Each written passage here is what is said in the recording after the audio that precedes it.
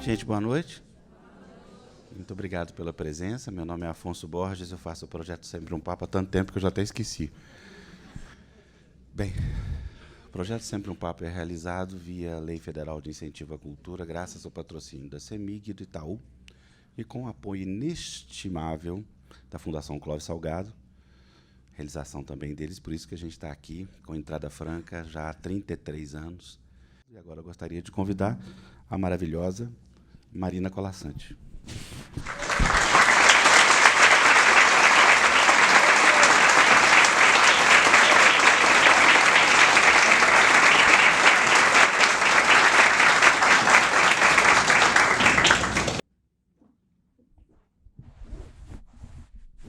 Maravilhosa só para ele.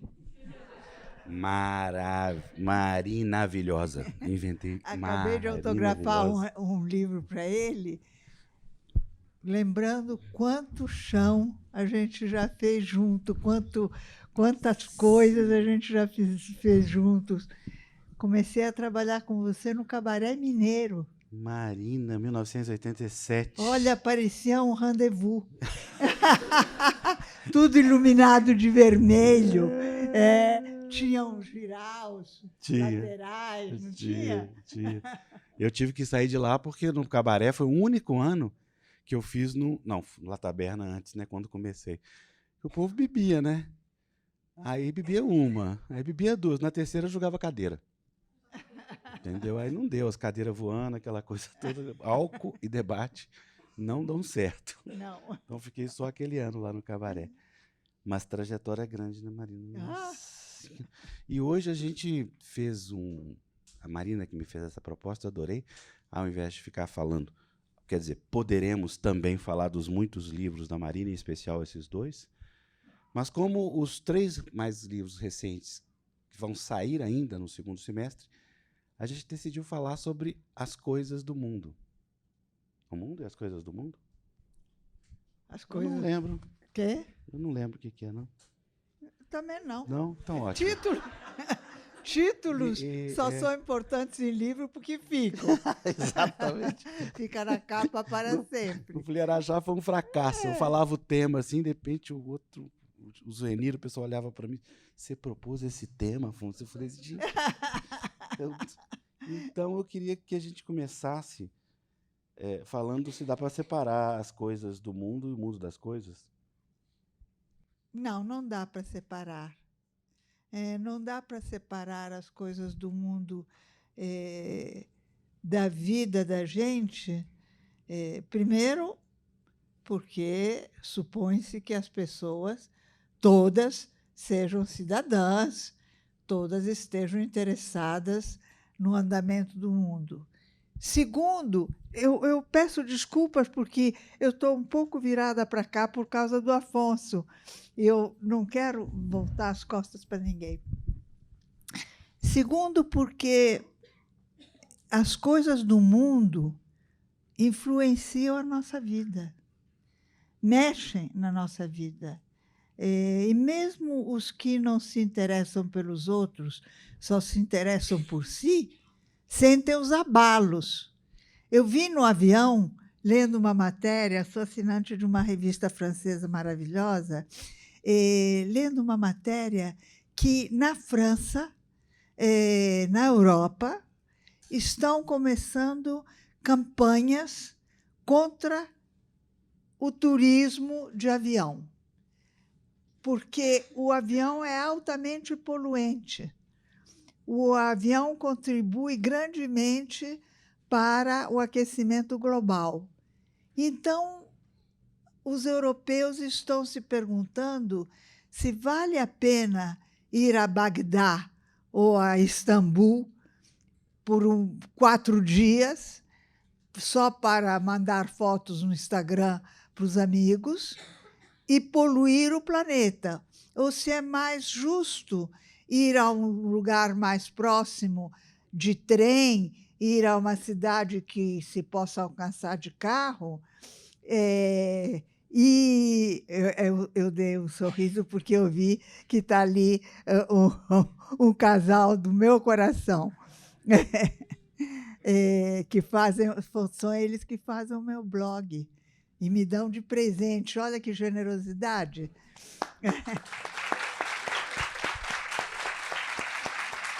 Está muito bem feito, viu? Rafael e Santiago. Muito bem feito, viu? Muito bem Parabéns, feito, viu? muito bem feito. Todo mundo elogia.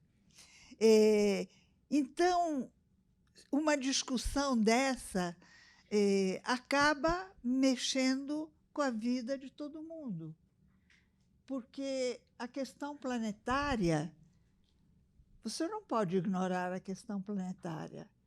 Eu posso, porque eu não tenho netos, minhas filhas negaram fogo, então, nas minhas filhas acaba a minha descendência. Mas quem tem filhos e netos se preocupa, porque vai faltar água, vai aquecer o planeta. E a Terra não é plana.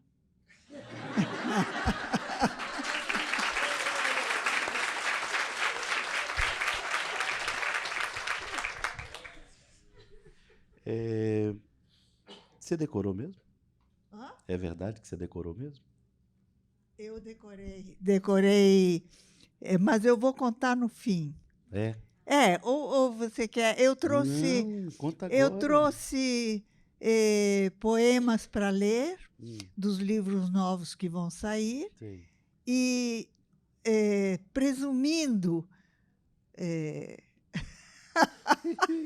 com grande vaidade e pretensão que todo mundo conheça o livro Mais de 100 Contos Maravilhosos, eu decorei um conto inédito para contar. Então conta agora, não conta no final, não, porque no final bate palma, todo mundo vai embora, fica chato. Não, dessa vez, contar no início. Não, todo mundo não vai embora. É um deslumbramento a Marina contando. Você já viram ela cantando os contos? E é sempre no final, e bate palma e vai embora. Dessa vez vamos contar no início? Eu vou ver, vou pegar minha cola, porque posso esquecer, porque decorei só para isso, só para vir aqui. Ela falou uma vez a mim que não gosta de contar contos para crianças muito pequenas. E eu levei ela para uma roubada que só tinha criança pequena. Não, eu conto, ela começou a contar, os meninos paralisaram. Cara, assim, eu conto, em geral, para horas, adultos. que dias parados, estão parados até hoje, coitados dos meninos, que ela conta lá. Imagina. Esse conto se chama E a Nós se Abriu. E é bom um conto assim, porque dá para a gente evoluir depois, discutir.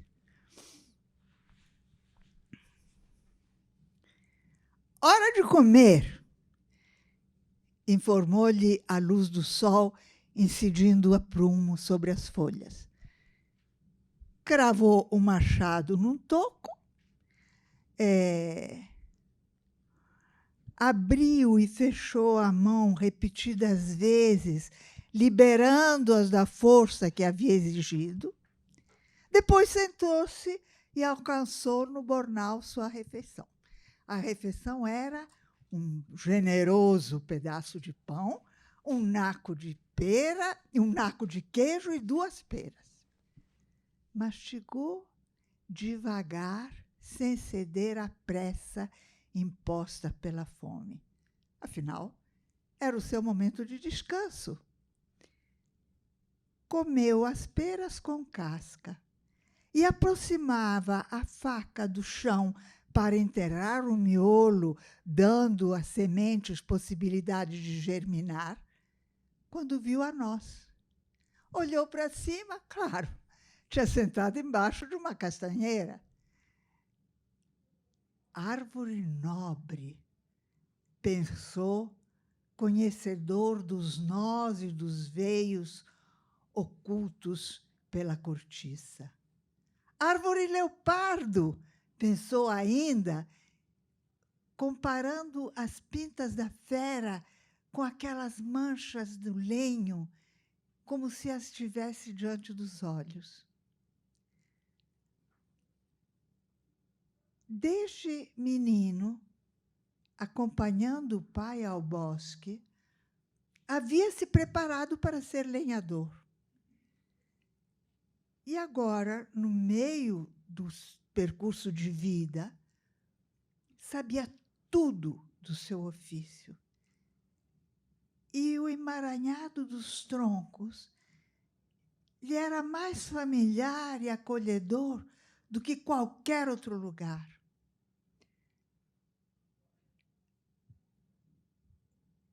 Esticou a mão e catou a noz. Era fresca, coberta com a espessa pele verde que, ferida pelas unhas, lhe mancharia os dedos de preto durante muito tempo. Ainda assim, descascou-a. Mas, sabendo que se quebrasse a noz com uma pedra, machucaria o miolo, liberando o gosto amargo da fruta nova, pegou a faca, encostou a ponta na costura das duas metades, forçou um pouquinho e crac! A noz se abriu. Com surpresa, o lenhador viu lá dentro um castelo de altas torres e altas muralhas, rodeado por um fosso. Que castelo será esse? Perguntou-se curioso. E, com cuidado, as pernas primeiro, entrou na noz. O capim crescia alto na beira do fosso. A água dormia no fundo, escura e parada, sobrevoada por alguns insetos. Percebeu que a ponte levadiça estava erguida. Foi caminhando em direção ao grande portão. Do alto das muralhas, vigias o observavam. Ouviu o ranger das cordas, viu a ponte levadiça ser baixada e, decidido, como se soubesse o que tinha que fazer, aproximou-se, atravessou a ponte e, erguendo a cabeça em toda a sua altura, esticando toda a sua altura, cruzou o portão. No pátio do castelo, uma formação de arqueiros parecia estar à sua espera. Lanceiros de um lado, guerreiros com a mão de espada na espada do outro, cavaleiros. Todos bateram o punho no escudo, aclamando a sua chegada. Diante dos homens, no meio do pátio, havia um cavalo ajaezado. Um pajem o ajudou a vestir a couraça, prendeu as tiras de couro e lhe deu calço para montar. Depois estendeu-lhe o elmo. O lenhador sabia que era sua tarefa conduzir a tropa na batalha. Esporeou o cavalo e os passos de tantas botas ecoaram sobre a ponte, fundindo-se com o som das ferraduras. Guerreou, obedecendo a chamada do seu sangue. Ceifou homens como havia ceifado árvores, as mãos erguidas acima da cabeça no punho da espada, como haviam estado no punho do machado. Com a mesma violência. E a seiva jorrou escarlate, lavando as manchas escuras dos seus dedos. Era a primeira batalha de uma guerra. E quando as outras acabaram e a guerra foi vencida, os passos ecoaram, os passos do regresso ecoaram sobre a ponte. Não tão numerosos, porém. À noite, no jantar da vitória, O lenhador comeu carne de javali assada, bebeu vinho em taça de ouro. Ao redor da mesa, os companheiros de batalha contavam proezas e gargalhavam embriagados. As toras queimavam na grande lareira, tingindo de vermelho as mulheres e as crianças na ponta extrema da mesa.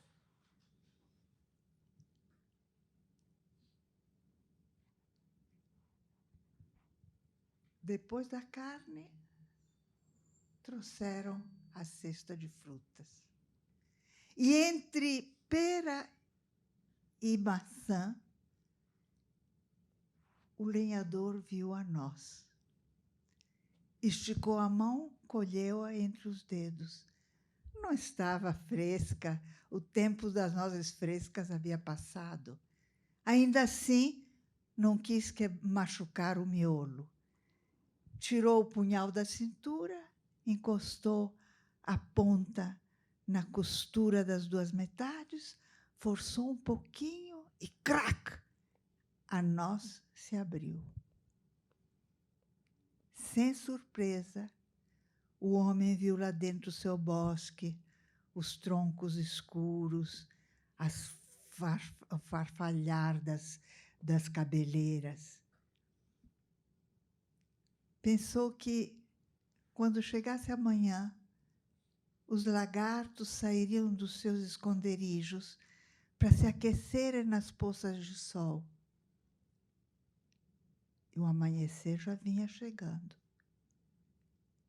Com cuidado, pernas primeiro, entrou na noz. Tirou o machado do toco, abriu e fechou as mãos sobre o cabo em reconhecimento, depois pousou o machado no ombro e começou a caminhar. Se apressasse o passo, chegaria em casa antes do anoitecer.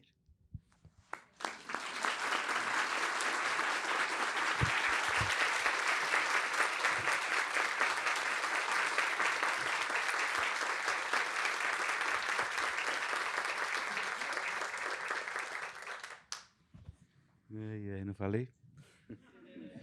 Gente, vamos fazer desse... Eu prometi que eu ia fazer tudo diferente hoje.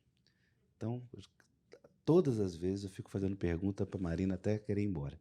Dessa vez eu queria passar a bola para vocês. Vocês topam? Vamos fazer disso um bom bate-papo? Então, quem é o primeiro? Primeiro, ninguém. Oba, tem o primeiro aí? Pode falar. E eu andei recitando ela recentemente em grupos, assim, sarais mais pessoais. Assim. E eu acrescentei, com toda licença... Não dou. Acrescentei algumas coisas, por exemplo, a gente se acostuma com as barragens rompendo e coisas assim. E aí eu fiquei pensando muito sobre esse... Porque para mim ele é muito atemporal. Essa crônica, esse texto, né? Aí eu quis falar isso, assim, que eu acrescentei essa coisa da barragem, algumas outras coisas assim, que a gente se acostuma, mas não devia. E aí, eu não sei, eu queria falar um pouco desse texto, assim, queria saber como que ele surgiu. A atualidade do texto, né? Que legal. Você acrescentaria alguma coisa, Marina? Não, mas eu queria falar do conto que eu acabei de contar. Primeiro e depois respondo a você. Porque eu me surpreendi muito quando esse conto apareceu na minha cabeça. Muito. De onde vinha isso? Que história era essa? E depois percebi que era uma clara metáfora da vida. Em algum momento da vida, a gente é chamado a desempenhar uma tarefa para a qual nem sabia que estava preparado, e a gente a desempenha. E quando a tarefa acaba, a gente volta para casa. ou seja, para a nossa própria vida, como ela era antes, para a própria pele. É claro que eu tenho uma experiência com nozes, porque eu comi muitas nozes frescas quando era criança, na Itália, e eu sei que elas mancham os dedos, e eu sei que a noz, quando é fresca, se você quebrar a casca, ela ganha um sabor amargo, porque tem uma película em cima do miolo que dá um sabor amargo se você aferir. E eu tomei as 2 peras emprestadas do Pinóquio. Porque o Pinóquio faz parte da minha vida, da minha infância, eu traduzi como adulta e tal. Mas eu me dei conta que as coisas aparentemente mais absurdas, aparentemente mais misteriosas, são sempre metáforas. Chercher la métaphore.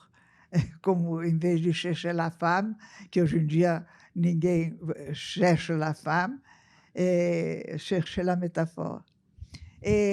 Essa crônica. Olha, eu escrevi tanta coisa boa, e quando eu morrer, acho que só essa crônica fica. Eu não escreveria essa crônica hoje. Eu acharia muito derramada, muito conselhosa. Essa crônica é de um tempo tão longínquo que a sede do Jornal do Brasil era ainda na Avenida Rio Branco. Ou seja, faz muitos anos disso, mais de 40 e tantos anos. Mais de 46. Quase 50. Eu, naquela época, era subsecretária do 2º caderno do Jornal do Brasil e era cronista. Então, no dia a crônica era, naquele tempo, era diária, fazia-se crônica todo dia. Então, a hora de entregar a crônica, eu dizia... Eu lembro claramente que esse dia eu falei: estou na sala do esporte, volto daqui a meia hora. A sala do esporte era ao lado e o esporte só chegava mais tarde, porque o 2º caderno era muito cedo. Aí eu fui para a sala do esporte e mandei ver.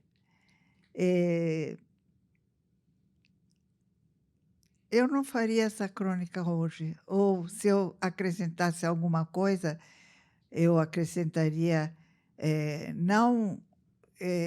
a gente não se acostuma com a ruptura das barragens. Tanto não se acostuma que está todo dia na televisão, todo dia e todo dia na imprensa. Mas a gente se acostuma com a tornozeleira eletrônica chamada celular. A gente se acostuma, mas não devia. Marina, você está num estado de tamanha compreensão do seu texto que a história do primeiro As Pernas, todo mundo pulou nessa noz. Todo mundo? Você, na hora que brincou primeiro As Pernas, todo mundo pulou na noz. Você percebeu que você fez isso? Eu espero que tenha todo mundo entrado na noz. Porque entrar em outra dimensão é o que a gente faz o tempo inteiro. Eu não acredito em realidade. Eu não trabalho com esse item, porque a realidade é muito pobre, é muito reduzida. Aquilo que a gente convencionou chamar realidade é muito micha, é muito pouco. Eu trabalho com aquilo que eu chamo realidade expandida. Procuro mais além da realidade. E eu sei que a gente entra nos objetos. Se você prestar atenção nesse copo, por exemplo, você vai entrar dentro dele, você vai se ver mergulhando nessa água, ou pescando, sentadinha aqui na beira, com um anzol dentro dela, e pesca uma sereia. A vida fica melhor assim, se você entrar em outras dimensões, sair da sua micropele. É assim que eu trabalho.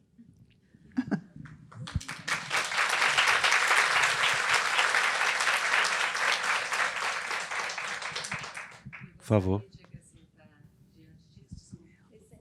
E depois atrás e atrás. Ok. Sim. Boa noite, meu nome é Jaciana. Eu queria acrescentar junto aí essa fala um tema que é tão atual, que é a depressão, vem ocupando aí vários países, né, mundialmente. E sobre isso a gente pode abrir oportunidade. Eu falo para uma pessoa quando eu vejo que está deprimida, que a vida nos abre oportunidade todos os dias, basta a gente querer, né? Às vezes imaginar e criar. Às vezes não basta a gente querer. A vida abre possibilidades para nós, mas para os desassistidos, acho que não. Eu ia hoje para o aeroporto e vi uma moradora de rua se ajeitando. O táxi parou no sinal e ela estava se ajeitando, puxando as calças e tal. E eu pensei, ela dormiu na rua e, ainda assim, está se aprumando, está se preparando para o dia. Mas eu acho que, para os desassistidos, a vida não abre oportunidades, não abre... a sobrevivência pode ser muito difícil. Muito triste. Muito triste. Você se saber pária. O inverno fica mais doloroso para os desassistidos, porque eu vejo nas calçadas de Ipanema as pessoas deitadas, encolhidas, cobertas com os cobertores imundos, possivelmente úmidos, debaixo de marquise. Não sei se a vida abre possibilidades para eles. Porque foi fechando portas, eles foram ejetados da sua família, ou se ejetaram da família, se ejetaram das casas, e vivem ameaçados por tudo, por eles mesmos. Tem que ter cachorro para tomar conta dele quando dormem, porque senão os outros moradores de rua roubam as coisas. Não sei, não creio que a vida abra. E quando você falou em depressão, que é uma doença mundial, quando se tem depressão, não se consegue aproveitar as possibilidades que a vida abre.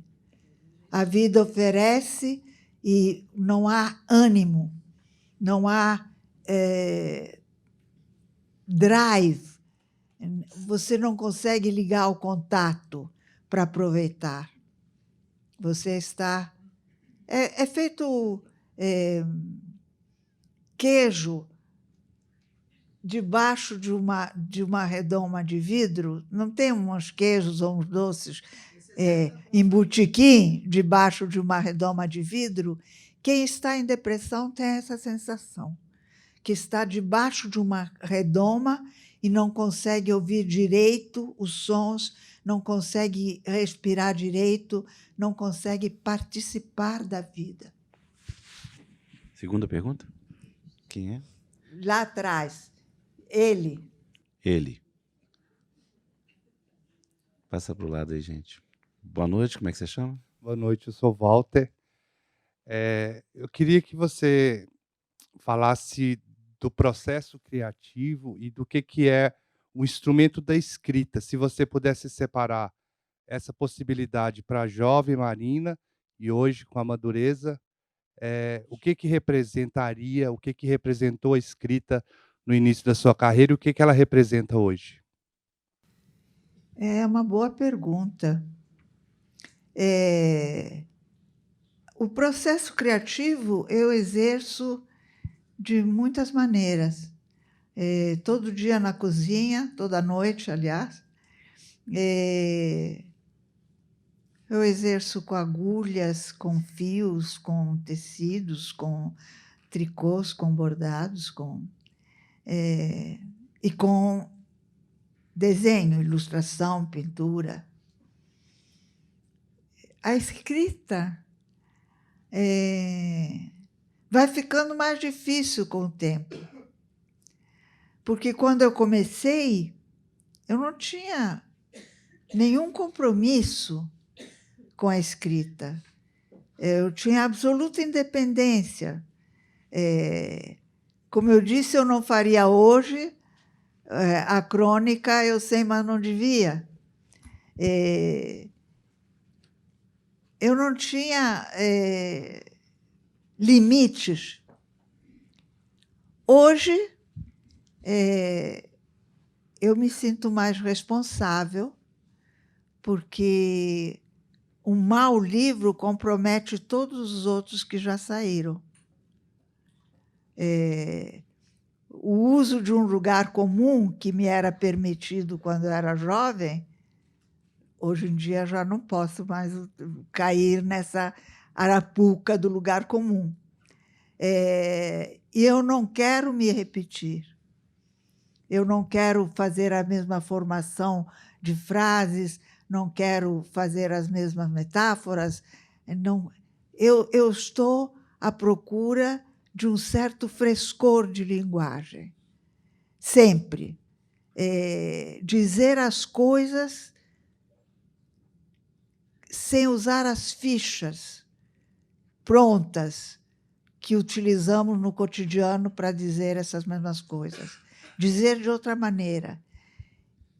E, com o andar da carruagem, vai ficando cada vez mais difícil dizer de outra maneira. Passagem do tempo é dificílima.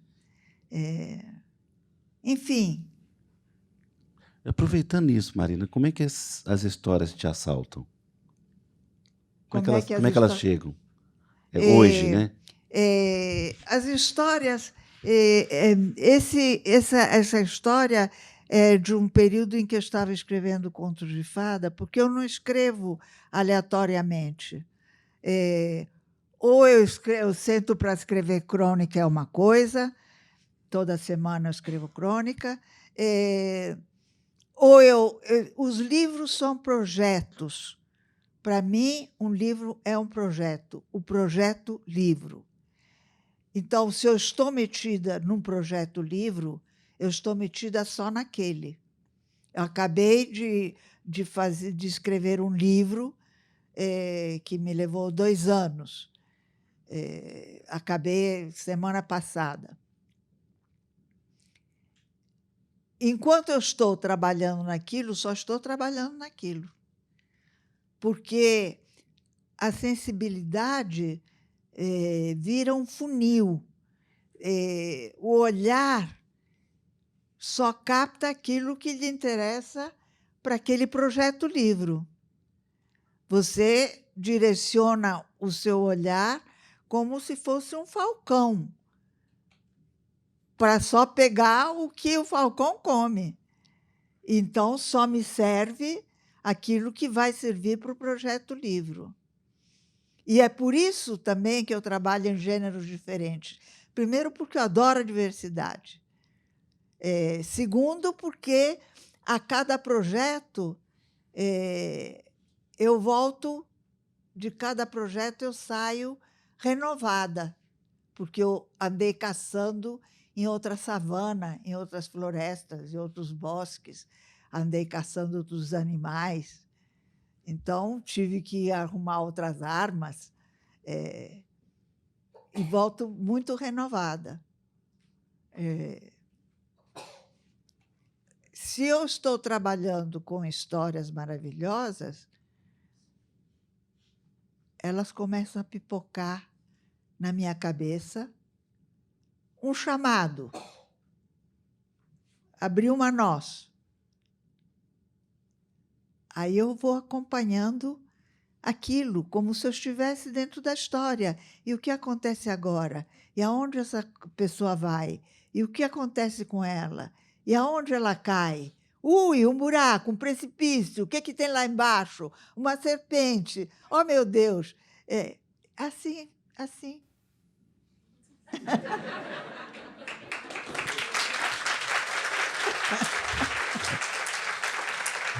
Mari, é engraçado, você contou o conto e a impressão da gente é que você não tinha decorado.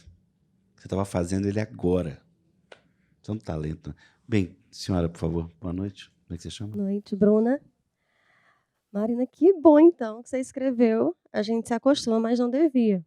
Porque quando eu li esse conto, tem uns 12 anos atrás, eu estava numa determinada situação, que eu li o conto e aquilo me caiu de um jeito que eu saí de uma situação muito crítica porque eu descobri que eu tinha me acostumado e que eu não deveria. Então, eu guardei esse conto com muito carinho, porque ele foi um divisor de águas para mim. Então, você tem que ter muito orgulho de ter escrito.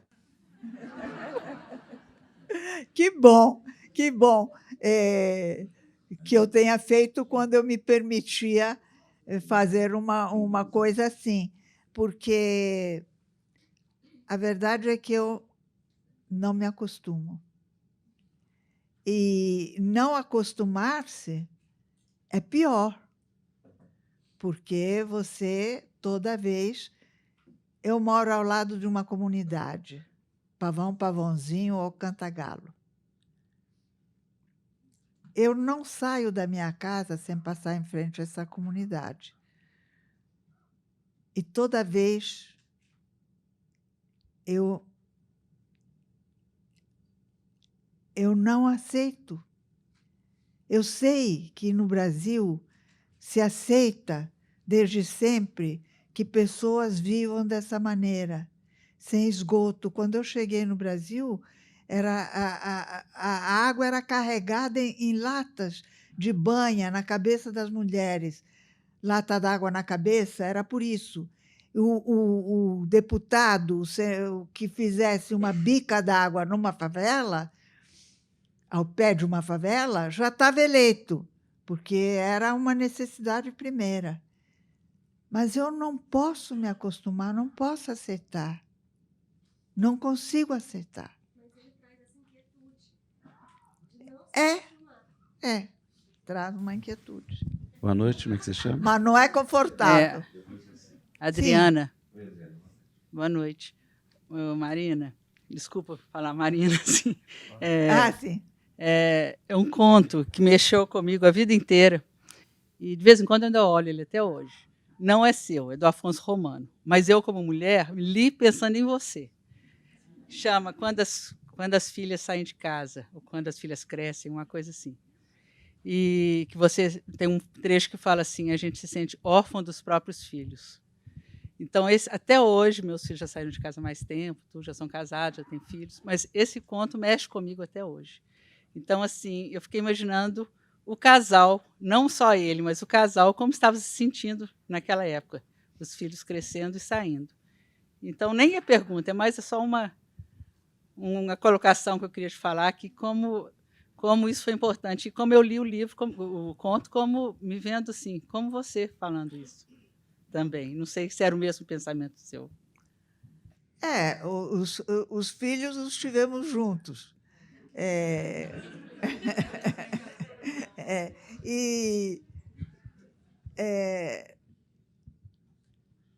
Um casal muito unido pelo trabalho, muito unido. Nos conhecemos na redação do Jornal do Brasil, já então ligados em jornalismo, em letras, muito cúmplices. E as filhas acabaram absorvendo, coitadas, essa carga, porque uma é tradutora. Eu digo coitada porque tradutor no Brasil é um passaporte para a fome, que é muito mal pago, é um esforço titânico, e volta e meia eu tenho que socorrer essa filha, porque ela, agora que o dólar está alto, valor aos autores nacionais, que não têm que pagar direitos altíssimos para comprar o livro nas feiras internacionais e tal, não tem que pagar a tradução, sai mais barato. Então, ela tem pouco trabalho. E a outra é atriz, roteirista, comprometida com a criação. Nenhuma foi engenheira, nenhuma foi médica, esteticista. Essas coisas. Você agora? Boa noite. Meu nome é Santina. Quando você estava narrando esse conto, a mim pareceu que a nós é o próprio eu, a profundidade do nosso eu. Eu ouvi bem? Eu não sei. Eu não sei tudo sobre os meus contos. E eu não os interrogo. Eu fiz 11 anos de análise, quando todos nós fazíamos análise. Houve um momento em que era necessário que todos fizessem análise.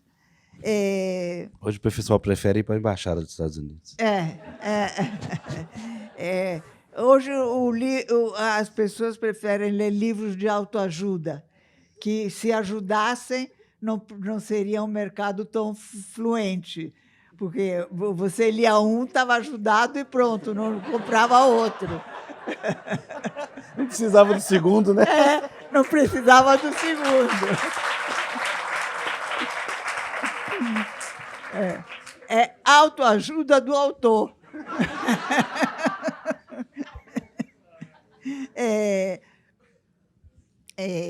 E o terapeuta, que era um terapeuta maravilhoso, junguiano, me disse um dia: escreva alguma coisa e traga para cá.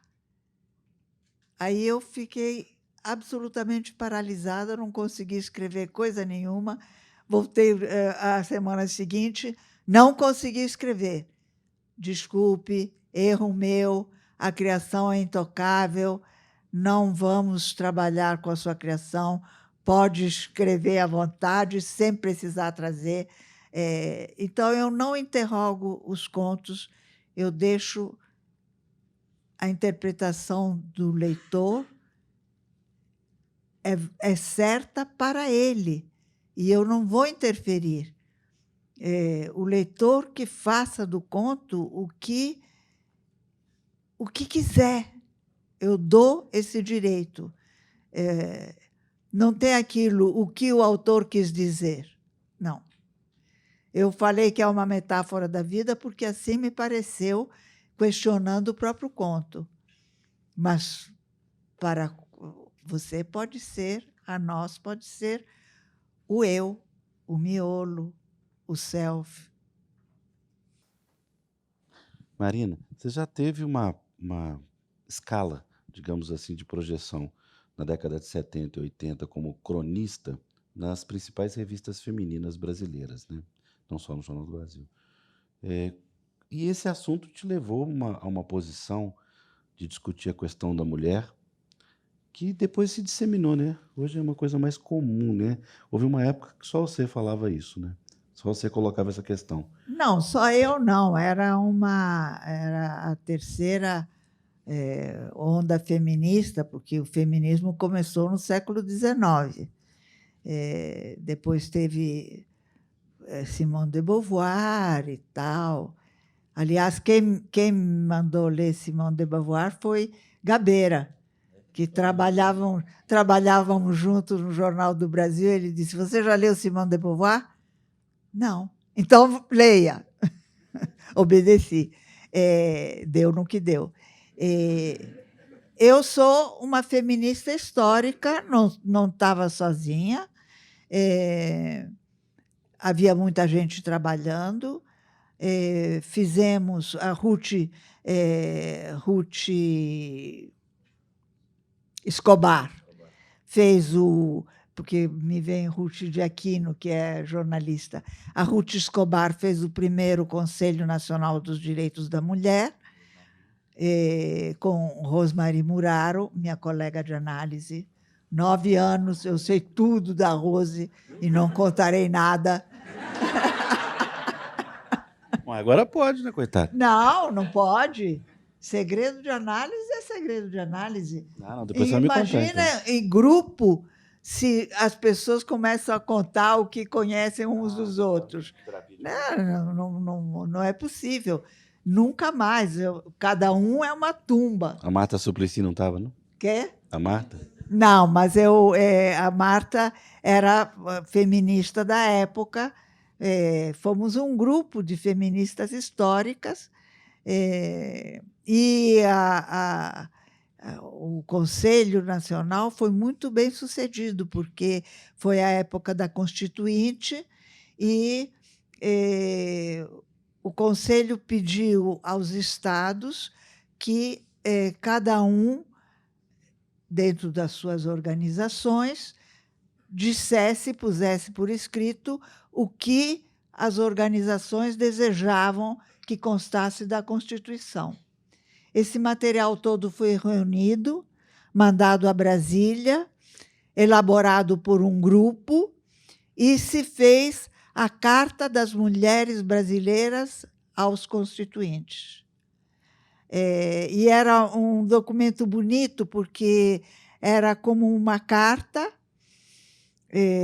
como um envelope de uma carta, com os nomes todos, nomes femininos todos escritos, manuscritos em cima, Joana, Amélia, Maria e tal, e abria-se, desdobrava-se e vinham os pedidos à Constituinte. E foi um lobby muito bem sucedido, porque não pedimos só para as mulheres, pedimos para os velhos e pedimos para as crianças. E foi muito bem sucedido o lobby. Depois de Beijing, houve um embarrigamento, como acontece em novela, parou, as mulheres foram desmobilizadas, as militantes, foram atender outros interesses, ecologia, infância, tá? Porque era a palavra de ordem de Beijing, foi a palavra de ordem de Beijing.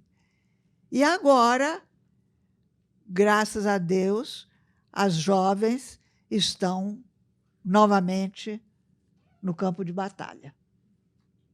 Porque os direitos conquistados não são perenes. O direito conquistado tem que ser mantido. A gente sabe disso muito bem. Você conquista hoje, se você se distrai, amanhã te tomam. Então, tem que ficar ali para a manutenção das conquistas. Finalmente um homem. Não, tinha outro, o Walter falou. Imagina. O Afonso, Tá bom, querido? O Afonso sempre muito generoso com seus colegas mineiros, mas devem ter outros tantos aí de muito mais alto valor do que esse velho escriba. Marina, em 87, no Cabaré Mineiro, eu tive a honra de fazer uma entrevista com você pelo nosso saudoso Diário de Minas, a época que o Afonso engatinhava ainda, estudante, e eu já um pouco menos novo, mas hoje já jurássico em relação a essa turma nova que aqui está. Ocorre o seguinte, naquela época, nós não tínhamos nada de novidade, das novidades que nós temos hoje. Nós não tínhamos celular. Para falar com Afonso Romano no Rio, era uma dificuldade, porque você ficava, às vezes, horas e horas para conseguir que a telefonista completasse uma ligação. Ora, isso são coisas passadas, mas hoje a tecnologia está cada vez mais acelerada. Além de pedir a você que leve o nosso abraço fraternal ao Afonso, que anda sumidíssimo de Minas Gerais, o que nos faz uma falta enorme, eu gostaria de ver com você o seguinte: você acha que o e-book e outros recursos, outras ferramentas tecnológicas vão ser o futuro do livro impresso? O mundo editorial está se perguntando isso constantemente. Vale dizer que, quando você telefonava para o Afonso, no Rio, se ele já era casado comigo, você podia só discar o DDI 021 e ligava direto, porque o tempo da telefonista já havia passado. Nós não somos tão velhos assim. Pelo amor de Deus, não nos envelheça.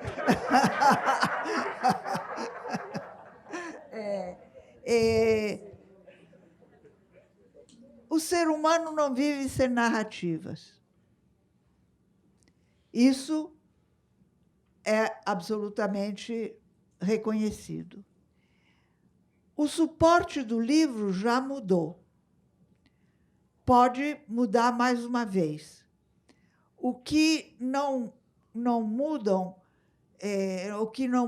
é a necessidade de narrar, de criar em cima da realidade, de acrescentar o seu a qualquer narrativa. Se você, que é jornalista, vai contar para um colega amanhã, está tomando café na mesa do botequim, e conta para um conhecido a matéria que você leu de manhã, você vai contar de outra maneira. Você vai acrescentar algum comentário, você vai acrescentar aquilo que você sabe, que você armazenou. Você é um computador. Todos nós somos computadores. O computador é uma máquina copiada do cérebro humano. Você é um computador, então você vai acrescentar aquilo que você saca da sua memória, os links que você faz. Porque todo mundo, ao falar, faz link. Você falou em Afonso, você faz o link com a poesia dele, com a sua juventude, com as entrevistas que você fez com ele, com o tempo em que ele era cronista do Diário de Minas. Enfim, você vai fazer os links. Então, o que está acontecendo? Primeiro, no Brasil, os e-books são de proporção praticamente insignificante, muito pouco. Há anos, eu assino todos os contratos por e-book, muito pouca venda, comparado à Europa, Estados Unidos e tal. O que está acontecendo é um tipo de atração provocada pela internet. Ou seja, uma mulher, por exemplo, um caso estava na Flip, uma mulher escreveu um conto, uma jovem americana, escreveu um conto bastante abusado, bastante solto sexualmente, sexo plural, enfim, solto, chamado Cat Person. E, como fazem os americanos, que têm esse veículo, mandou para as revistas americanas que publicam contos. E uma revista publicou. E o conto estourou nas redes sociais. Muitos comentários, muitos comentários, muitos comentários. Os editores foram bater à porta da moça. Olha, que conto maravilhoso! Queremos um livro. Eu comprei o livro. O conto é muito interessante, o resto do livro não é. Porque, se você tem seguidores, isso já é uma garantia de venda. E como o mercado de livros não é beneficente, é um mercado, eles apostam na venda possível. Além do mais, tem o fanfiction, que os leitores de séries ou de livros podem tomar personagens e reconstruir ou elaborar de outra maneira, ou podem elaborar um outro fim para um livro já impresso e publicar isso na internet, sem que isso seja considerado plágio. Estão surgindo novas formas de escrever por causa disso, pela facilidade trazida pela internet. Não sabemos o futuro do livro. Aliás, não sabemos o futuro de nada, né? Só amanhã, e olhe lá. Marina, bem, a gente já está chegando perto do final. Você não quer falar mais uns poemas, não? Vou. Você decorou, não, né? Quê? Decorou, não, né? Não, 2 eu sei de cor. Posso que decorou. Mas poesia não há necessidade de decorar. Contos é bom para contar.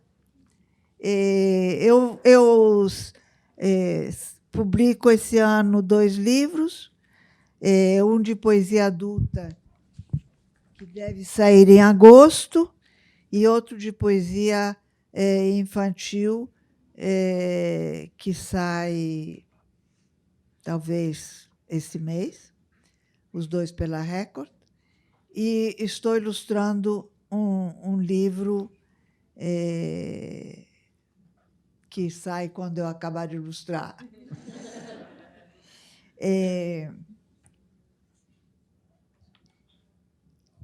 O livro de poesia adulta tem uma parte de percurso biográfico e tem poemas soltos.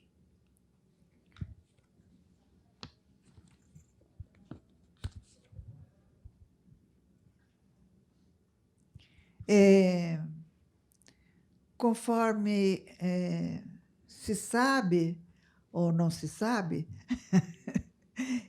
eu nasci na África, num país chamado Eritreia. A minha identidade africana é importante para mim. Numa cidade chamada, na capital desse país, chamada Asmara, que fica a 2.500 metros de altitude, num planalto. O poema se chama Só em Mim Ficou.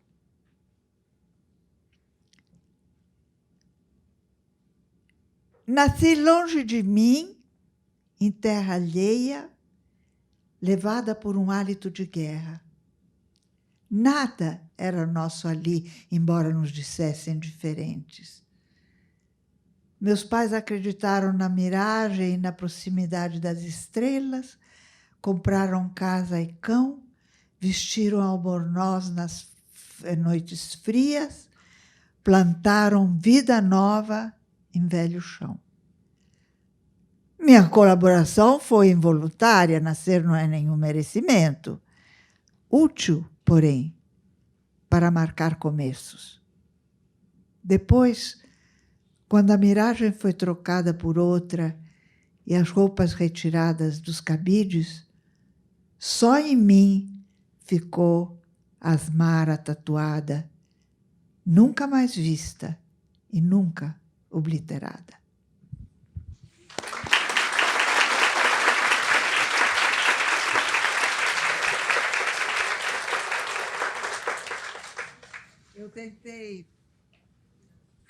tentei voltar, mas o país esteve em 30 anos de guerra com a Eritreia, com a Etiópia, porque quando eu nasci era um país só, formavam um único país chamado Abissínia. E eles ficaram em 30 anos de guerra independentista, então não consegui voltar. Terras da África. Das terras da África, nada trouxemos. Nem máscaras pintadas, nem objetos tribais, nenhuma estatueta ou pote ou prato foi posto em nossas malas. Não éramos turistas. Em terras da África, tudo deixamos. Pratas, livros, tapetes, o retrato do avô emoldurado e a porta aberta. Da nossa vida em África, guardamos só as histórias, fatos acontecidos sem registro, cotidiano narrado como lenda que cada um de nós abrigou a seu modo na memória e que com cada um, a seu tempo, se foi.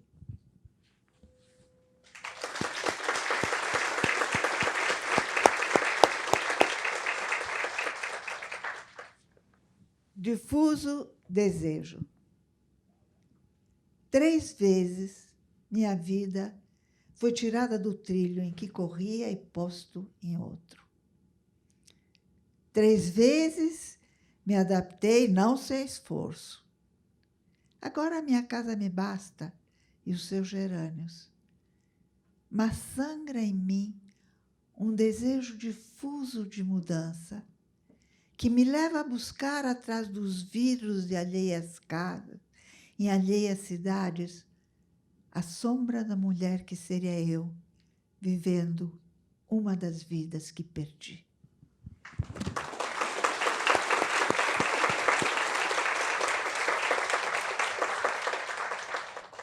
O tempo delas. Havia uma perspectiva nas moradas, uma certa distância entre janela e porta, um entornar de luz além da quina, um desdobrar-se em sombras pelos cantos. Havia uma expectativa nos espaços, e ao silêncio era dado viver com os humanos. Havia nas casas possibilidades. As portas sucediam-se como pontes, e sem que houvesse copas, havia sombras. Havia nas casas um falar de casa, frases das vigas, sussurrar de pisos e suaves conversas entre frestas. Lenta era a vida das moradas, herdadas como álbuns de família, e o tempo delas nos calçava os passos.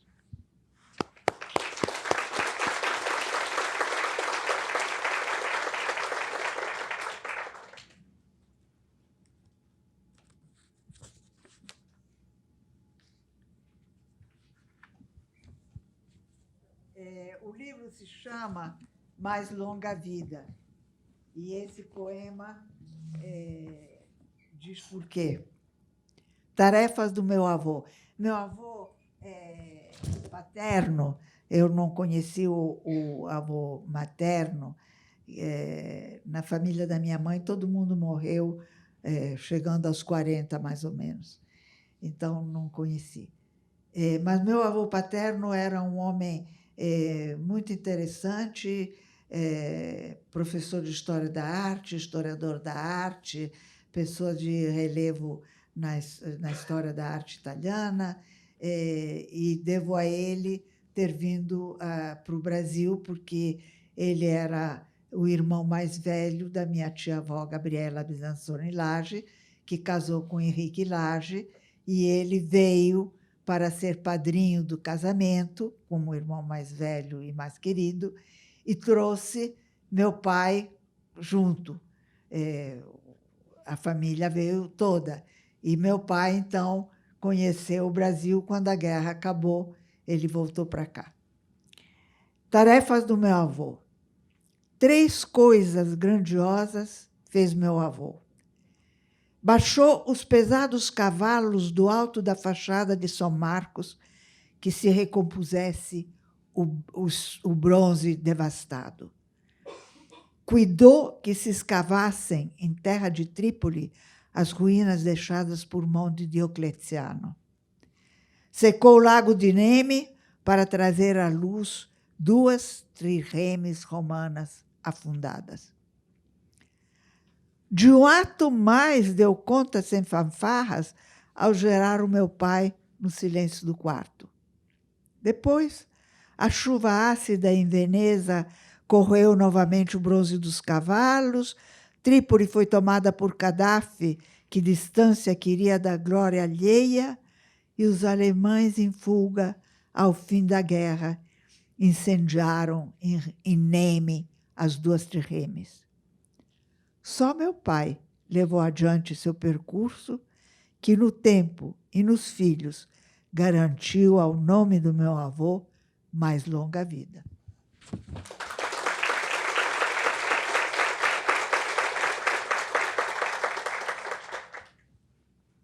Um poemazinho meio. Em ti somente penso. Era de madeira branca a caixa que o imperador Suzuki encheu de neve. Era de ameixeira a flor que deitou sobre o frio. Era clara e altíssima lua que ele esperou para entregar a caixa à dama em troca de um poema.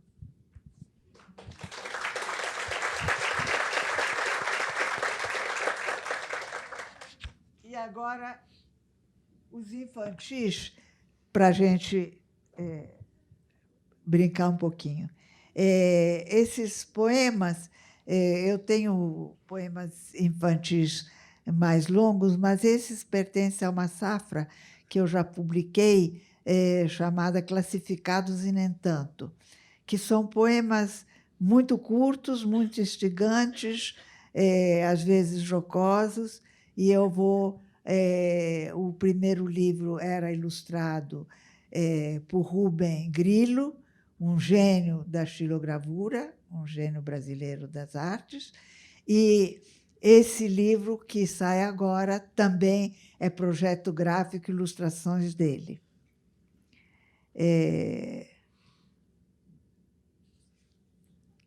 Alguém fechou a torneira da memória, que agora só me entrega metade da história.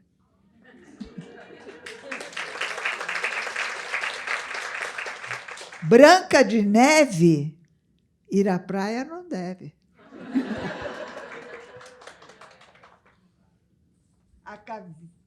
A caveira me olha e sorri. Conhece um segredo que eu ainda não descobri.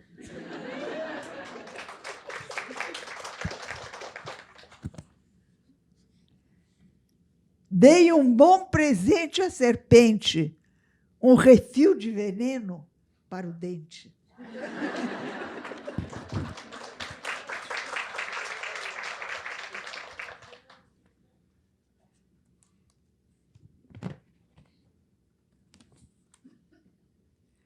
Borra de café, sementes de mamão, o dia já está de pé, vamos partir o pão. Pronto, os classificados são assim. E tem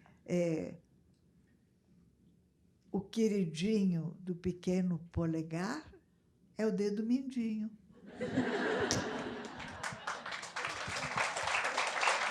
Marina, bem, gente, vamos fazer o seguinte, então, já que os livros vão sair no segundo semestre, a gente faz o primeiro turno agora, e aí, quando saírem os livros, a gente faz o segundo turno da conversa, pode ser? Concordam? Obrigado, gente. Até a próxima.